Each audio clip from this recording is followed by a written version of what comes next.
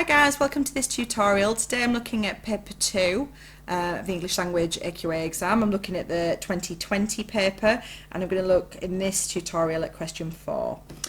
Anyone who's not had a chance to see this paper, I will just zoom out and then you can probably pause and read it. So source A, and that continues here. Okay. And then we've got source B, which you can just pause and have a read of that, and that's the second half of it. Okay, so question 4, we know we are going to have to bring together a lot of skills because we're going to have to look at the whole of source A and the whole of source B. And this is a 16-mark question, so it feels like a lot of work to do for just 16 marks. Like, you've got to graft for this.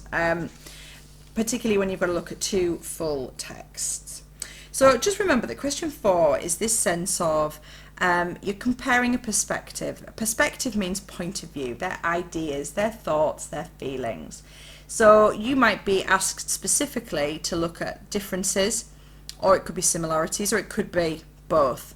You know, that's one of the things that we don't always know. But we know that comparison is exploring how and why things are similar or different. So our key skills for this question are that we need to read through the sources and we need to identify some of the points of view that the writer has. So we need to think, what are they feeling? What are they thinking? What is their attitude?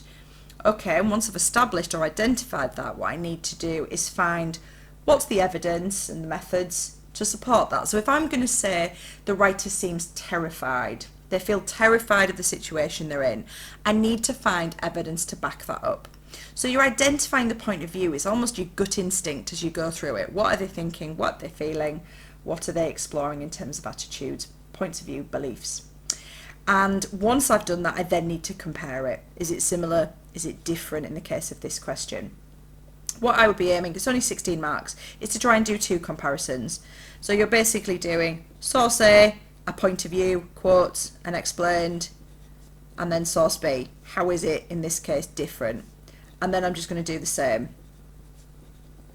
So basically that's comparison 1, and then I'm going to do comparison 2. That's all I'm going to do. You just haven't got time to be doing more than that, and it's more important to do a good quality comparison rather than sort of kill yourself to dry and do 4.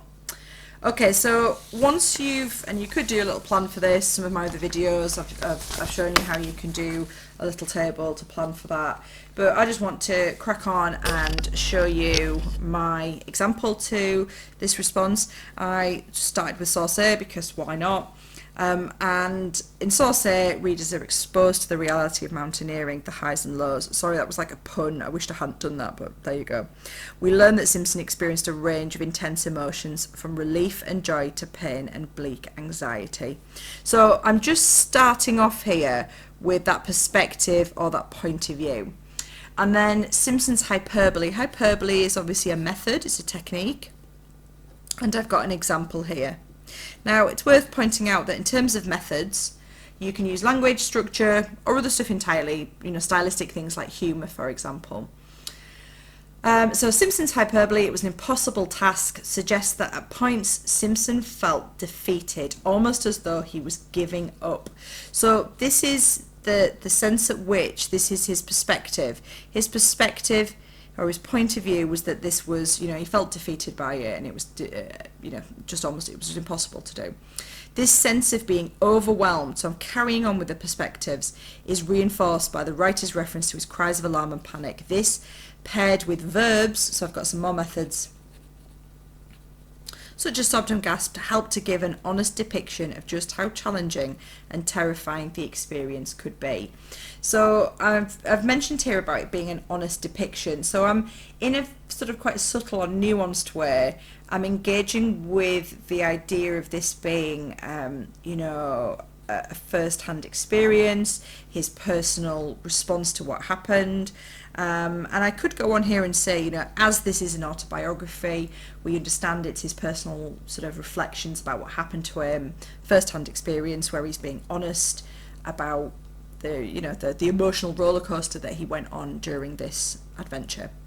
So I've basically, this is, you know, half of one comparison because I've done source A. I need to now say how this is different because that's the focus of my question. How is it different in source B? So I'm just going to go straight in with a sort of sentence starter that flags up to the examiner that I'm going to be bringing in a comparison. So Henry, stop snoring. Sorry, this is my dog. He's just shattered today. I don't know why. So this is quite different to source B, which seems to reflect on the experience with complete satisfaction. So I've got here a comparison, although it's sort of implied, and then the comparison then becomes more detailed. As such, the writer seems more proud and even a little smug. So I'm saying it's different here. He's been really honest about the fact that sometimes this was really difficult and challenging, whereas I feel from what the writer says here that they feel a bit kind of proud of their, proud of the achievements, which is good, but it also feels a little bit smug. Now, this is another thing that you can do in your exam if you don't have time to write out full quotes, is just refer to it. So lines 8 to 9 is fine. Lines 8 to 9 also maintains a confident and reassuring tone. The noun phrase "no further apprehension" suggests that the writer was not adversely affected by her adventure. In fact, she has no anxiety or fear about further adventures.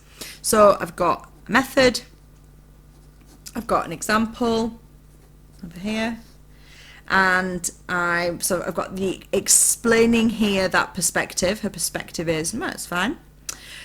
What I need to do, and I just absolutely ran out of time, so we'll just run out of space on here, but we'll just explain to you, is that I could do with just kind of bringing the two texts back together a little bit here. So I could have just added on to this.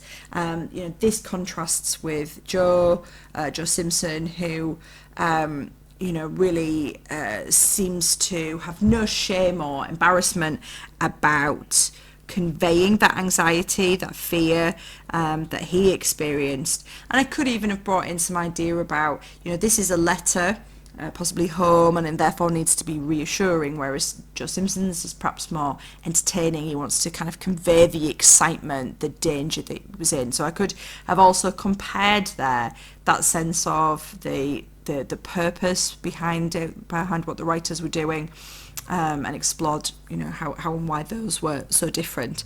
So this really is one comparison. As I say, it needed just that little bit finishing off that I've just explained. So two of these would be ample. So for this 16 marks, you're going to spend about 25 minutes thereabouts. You're going to try for two comparisons. You're going to aim for about a side and a half, something like that. And crucially, what you're going to make sure that you do for this question, please guys, is you're not going to run out of time for it. Students spend ages on question 2, and it's only worth 8 marks. It's half the marks of this, and I routinely see students doing 2 sides for question 2, running out of time for this, and they only get half a side done. Look how many marks it's worth. It's worth investing some time in it. Right, okay, I hope it was useful just to see how I've constructed that, and thank you so much for watching, guys.